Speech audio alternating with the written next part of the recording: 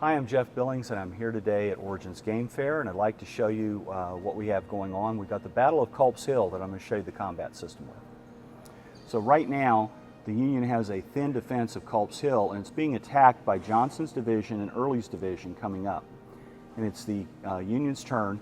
They're going to go ahead and throw in 12th Division, 1st Division, 12th Corps to come up the hill and help with relief. So what we're going to see is this. First thing we do is activate the 12th Division, 1st Corps, right there, and we send it up the hill, which brings it into the battle. Now, you can displace troops at any point in the area movement because the actual deployment is not important to the resolution of the combat system at the brigade level.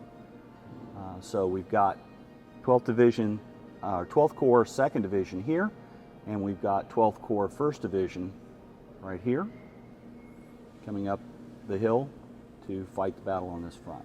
Move the leader over here.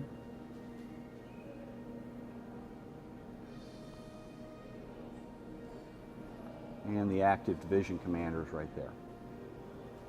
So the stacking limits in these areas are really restricted to, in general, about 2 divisions of combat troops.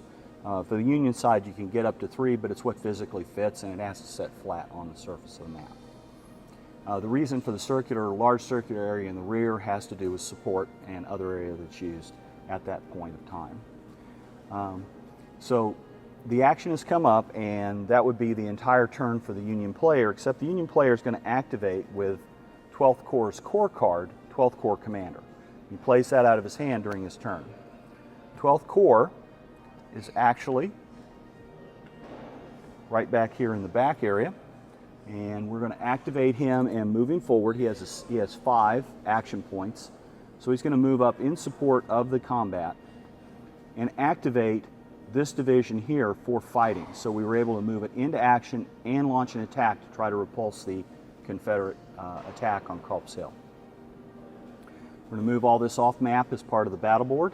Corps Commander, of course, is part of the overall command. We have 1st Division, which we're going to deploy on the right. Consists of 3 brigades.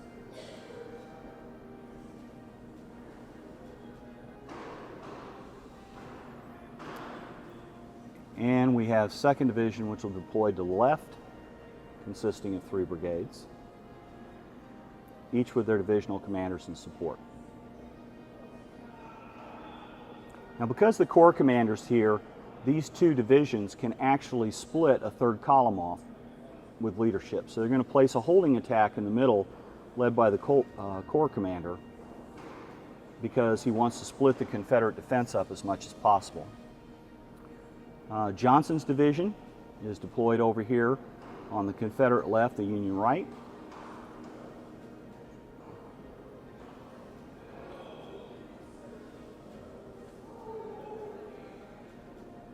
Along with artillery support, and they have to actually deploy, one of these 2 divisions is going to have to deploy a center column for the combat. In this case, we're going to go ahead and do it with Early's division and deploy a fairly large brigade by itself right here in the center combat, and then deploy the smaller brigades to the right, and stay on a fairly narrow frontage for the Confederates because they want to concentrate the Union attack and make it as ineffective as possible. So the battle that's occurring here on Culp's Hill is now on our battle board. We have the 2nd Division has split off part of its formations to support the center attack with artillery, and we've got artillery on Early's division supporting his defense. The Union has no direct artillery support at this point. Its Corps guns are not entered, and we're looking at an attack here by the 1st Division. The Corps commander is leading a brigade in the center in a holding action, and the 12th Corps 2nd Division is attacking on the left. So each side is going to play 3 cards for their formations. So each side has played their formation cards, and they're revealed. The defense on the left is an assault because the Confederates are looking at the possibility of a counterattack. The defense in the center is a reserve because they expect to be skirmished. and the defense on the right is a skirmish because they expect the Union to come up in line. So the Union troops have deployed an assault on the right, a skirmish in the center, exactly what the Confederates expected, an assault on the left instead of coming up in line. As you can see, each of these here have attack factors on the left, and they have modifiers to the combat in the center of their tactical resolution. Let's spread them apart a little bit so we can get to this resolution. And I'm going to go ahead and play all the cards out so that we can see it pretty quickly as to what's going to happen. I'll go ahead and play the first action so we can see that particular one. Remember, the Union is attacking here, so they play first. They're going to play their first card as a line card to go with their assault. They're not going against somebody in reserve, so that there's no advantage to that immediately. So the tactic doesn't work, but they get the +1 modifier. It's now time for the Confederates to play a card or pass. They want to be able to win this action pretty handily, so they're looking at an opportunity to break the enemy pretty outright. So they're going to play another +2 attack because they think they can withstand the defensive attack, or the attack. Back to the Union side. At this point, the Union's not sure they can continue to push them out of the way. So they're going to go ahead and pass at this point and keep their cards. And that ends and resolves this combat immediately. So the first thing that happens here is we have the Confederates firing at the Union who's attacking them. Their number is a 5 for fire. They're firing at a 4-strength point brigade, so they need 9 or better to get a hit. They get a +1 for the modifier of their general, and so they need an 8 or better to get a hit. We rolled an 11, that's 3 above 8, so this unit's going to test with a -3 modifier. The unit has a 7 troop quality. It's a relatively fresh unit, doesn't have the military discipline. -3, I got to roll a 4 or under to keep that brigade in the fight. I did not, even with a modifier of +1 for the general, and so this unit failed to go in and was stopped before it got to the final. So the attack just dropped by 4 strength points. So it sounds like the Confederate defense for counterattack actually is in pretty good shape. Now the reason the repulsed brigade is not turned around backward is because it's not withdrawing from the combat, it just failed to go into the final action. We're going to go ahead now and resolve the combat attack.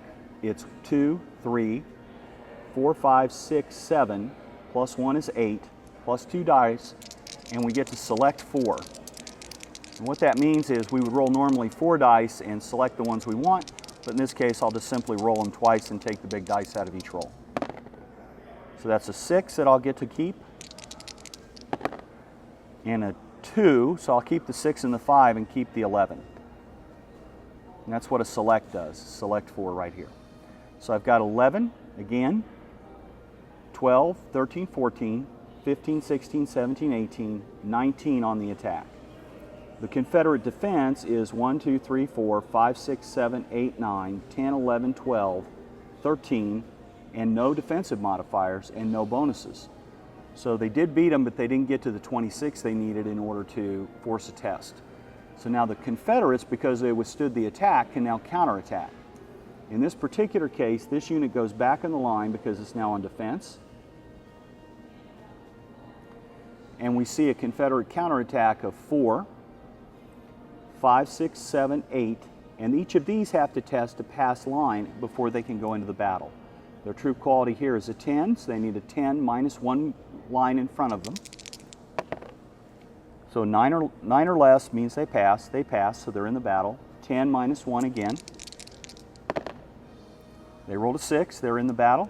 And then 9 -2 because there's 2 lines in front.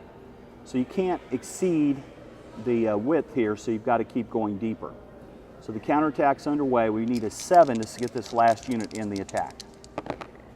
And we rolled a 10. So this unit did not go into the attack. It failed to pass the lines, and it's standing in the back. So the Confederate attack is 4, 5, 6, 7, 8, 9, 10, 11, 12, 13, +1, 14, rolling 2 dice, +5 more is 19. The Union defense is 8, 9, So we are doubling the Union defenders. At this point, both of these troops have to do a troop quality check to see if they're going to break and retire. So we've got an 8 or less here, +1 for the commander, and a 7 or less here, +1 for the commander. So for 9 or better, 9 or less, they passed. And here we need an 8 or less. And they just passed. So both these units stand and this unit locks. We're going to do the same thing for these other two, so you can see the results here, and I'll just play them through pretty quickly.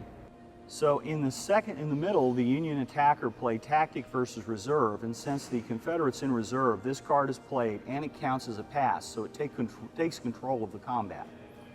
The attack here is 3, 4, 5, 6, and against a defense of 4, 5, 6 for the artillery.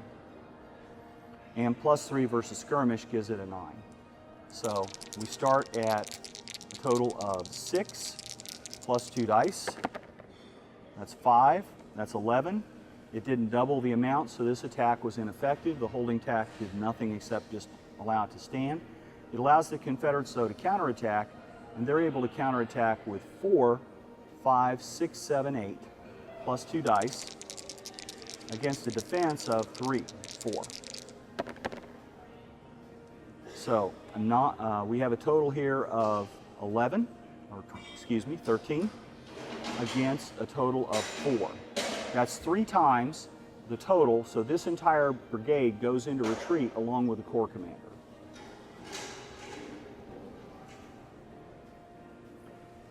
When we deploy it back to the board, we'll be deploying this flag pointing back toward the Union center, showing it's in retreat.